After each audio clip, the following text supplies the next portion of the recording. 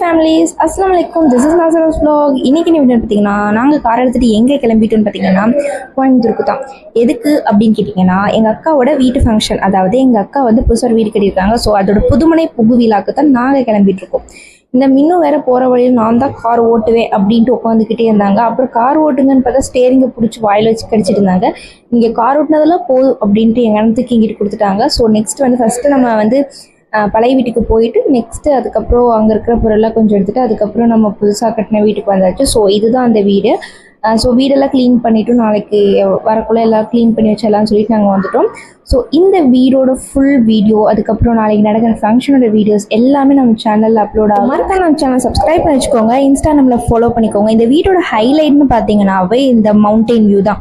So மாடியில் போய் நின்று பார்த்தா இந்த மவுண்டெயின் வியூ செம்ம வியூவாக இருந்துச்சு.